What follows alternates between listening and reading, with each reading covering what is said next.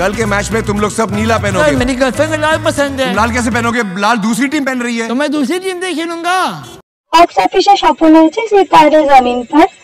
অফিসে 100 কোটির ক্লাবে সিতারে জমিন पर। অনেক পণ্ডিতকে ভুল প্রমাণ করে বক্স অফিসে সফল হয়েছে এই ছবিটি।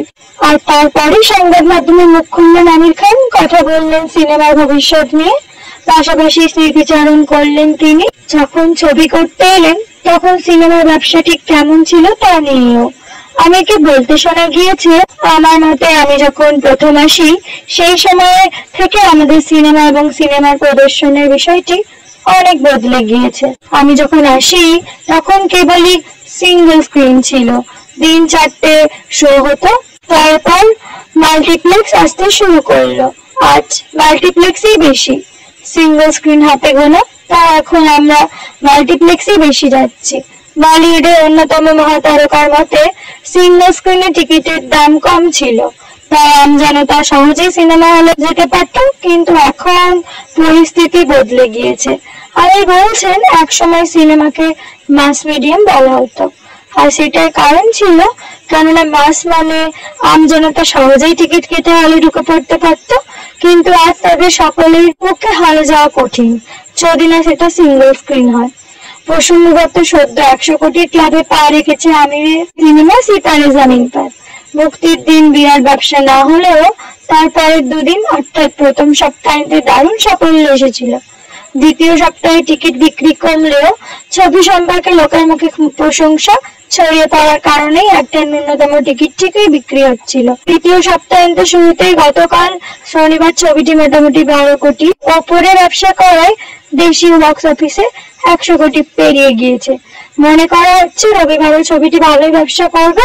মোটামুটি 90 কোটির এই ছবিটি ইতিমধ্যে হিট হয়ে গিয়ে চলেছে সুপারহিট হওয়ার দিকে।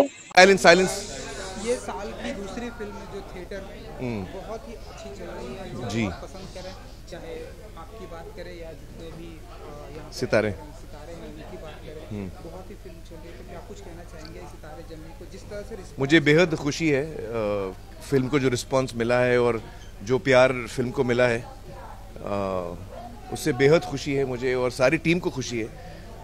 लोग फिल्म को इतना पसंद कर रहे हैं, इतना स्ट्रॉन्ग कनेक्शन हो रहा है लोगों का, तो we are very thrilled with that. Film का अगर क्लाइमेक्स की बात करें काफ़ी कुछ सिखा है। जी जी लोगों को काफ़ी पसंद है, मुझे पर्सनली काफ़ी पसंद है। हाँ क्लाइमेक्स है जी।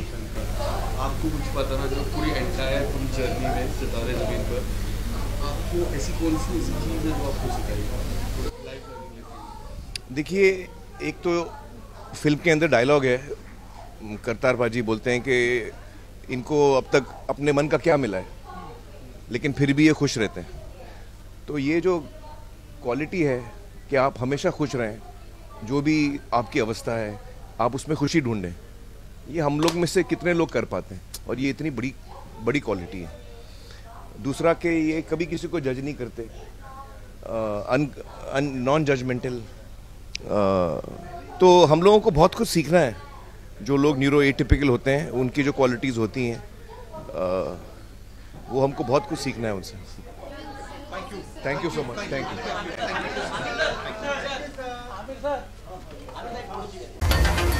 জয় মা সিদ্ধেশ্বরী গুরুর মনোবাসনা পূর্ণ করি, যে কয় গাজা কর তার বাপে মান কি গোষ্ঠী সর বোম ভোলে।